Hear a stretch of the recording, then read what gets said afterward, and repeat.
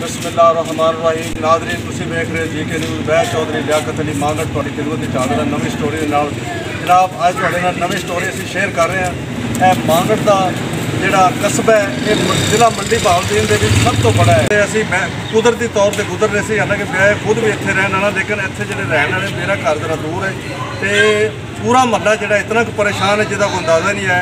यह तुसीं आप वेख सकते हो। इन्हां कोलों असीं पुछने भी ये कितनी कदों का होए है, कितने मसैल इतने बने, कितनी बीमारियां इतने फैल रही ने, तो इंतजामिया इस सुती पई है, नोटिस क्यों नहीं लै रही जी? शहजाद सानी साहब जी बिस्मिल्लाहिर्रहमानिर्रहीम। बेहद मशहूर हाँ जनाब जीदार कमोद जी के न्यूज़। मैं पाकिस्तान हकीकत जोरावर जिन्होंने नाल सारे मुंसलिक ने ये सारियां दी खबर ला देंगे ने और ये आवाज़ उठा रहे हैं। बेहद मशहूर हाँ और असी मई जून तो इस जोड़ा बीमारी का शिकार हाँ जो बारिशें शुरू हुई हैं। ठीक है, ये रास्ता रोज़ाना बीमारियां इतने जो प्लांट है सारे को पानी वाला उस बच्चे बच्चियां छोटे बड़े पानी लैन भी जाते हैं। बारिश में बारिश खत्म नहीं हो जाए ना, रोज़ बारिश नहीं होती, उस तो अलावा भी इतने हफ्ता हफ्ता पानी महीना महीना पानी पानी सुकता ही नहीं। और घर के राती जोड़े बसनीक ने गलियां के रात सुनते नहीं कोई जिवें दरिया की मन से बंदा आता कि किसी वक्त भी डाल लगे अस दरिया के जा पाना है, तो मतलब कि वो रात को सुनते नहीं, जिद मतलब कि 3-4 घर ने तुम दिखाओ नाल इन्हों का। ठीक है, ये बड़े परेशान ने और बीमारियां ये गली के सामने जी बड़ी गली जा रही है। ठीक है, रियाल मांगी वाली गली मतलब कि अगे गली दूसरी गली या पेरोवाने वाली गली सारिया दी मतलब कि गुफारी महला ये बहुत ही जोड़ा ना इस परेशानी का जोड़ा शिकार है। और इंतजामिया की रिक्वेस्ट है कि तुसी कोई साडी कैड खबर लवो या जदों मतलब कि इश्तिहार लगने ने तुहाडे पैनाफ्लैक्स लगने ने जदों गौरमेंट ने ऐलान करना है उसका इलैक्शन का तुसी उदों ही आओ कि मतलब कि जो बन है उदों तुसी फिर आखना कि तुहाडे भाई हाँ तुहाडे जय हाँ साडे जय तो फिर आके देखो ना। ठीक है, साडे जय बनो तो साडे देखो साडे पैरों के की हाल ने, साडे बच्चों के की हाल ने, साडे बच्चे किन्ना स्कूलों पढ़ते हैं स्कूल का हाल देखो आके।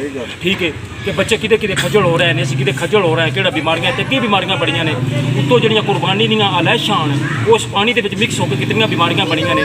मच्छर किवें कट रहे हैं, मच्छर रात को कटदा सवेरे अस्पताल जाना पड़ता है जी, बहुत मुश्किल है जी, बहुत खौफनाक मंजर है। और ये जोड़ा पानी इन्हों के एरिया के जाके अंदर बढ़ रहा है और तुम मेरे को अलावा लोगों को पूछो कि तुहानूं दसते हैं कि की सूरत हाल है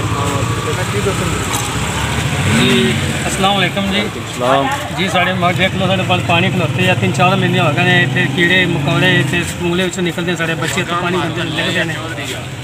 ठीक है, तो साढ़े नाल पिछले नज़दीक स्कूल है गौरमेंट का, उस पानी खलोते हैं 2-2 फुट। बच्चे स्कूल नहीं आ रहे, छुट्टियां स्कूल इस वास्ते सिर्फ पानी खलोते हैं गंदा। कोई बंदा साड़ी आवाज़ सुनता नहीं है, कोई साड़ी बंदा क्या खबर लेंदा आके। अस्सलाम वालेकुम। वालेकुम सलाम। पानी खलोटे इस वास्ते करी करते पे सही है गवर्नमेंट जिन्हें भी आके ना किटा गया है तो वैसे किटी गई आके सही करे ना। ओके जी। नाज़रीन वेख रहे हो इन्हां दे गटर शटर जिहड़े ने ये बंद होए पे ने और तबाही होई पई है। यह खास कर जिहड़ियां 2 गलियां ने मेन होल जिहड़े ने इन्हां दे बंद पे ने, जदों तक इन्हां दी सफाई नहीं होनी। यह 2 गलियां जिहड़ियां ने ये हाजी इम्तियाज़ साहब अगे भी साड़ी ये दरखास्त है और मांगड़ दियाँ खास गलियां ने जिन्हां दे विच वेखो ना हुण इलैक्शन के दौरान उन्होंने इलैक्शन लड़ना है, जलसे करने ने, इत्थे वो चल ही नहीं सकते ना पैदल ना किसी होर गड्डी शड्डी ते जिथे तस्वीरां लगनियां ने या गलियां दे विच इन्हां बंदियां नूं इतनी मुश्किलात दा सामना है जिहदा कोई अंदाज़ा नहीं है। ना ये रात नूं बाहर निकल सकते हैं ना दिहाड़ी बाहर निकल सकते हैं। इत्थे नाल वाटर सप्लाई का पानी नहीं भर सकते, पानी लैन जाते हैं तो भी नाज़रीन बहुत मुश्किल है। कीड़े मकोड़े दवाइयाँ और बंदे बहुत ज़्यादा बीमार हो रहे हैं। और हाजी इम्तियाज़ साहब इसका तुसी नोटिस लवो तो इंशाअल्लाह ताला इस दे नाल ही जनाब अपना दीदार कमोर नूं इजाज़त दिओ। ओके, खुदा हाफिज़।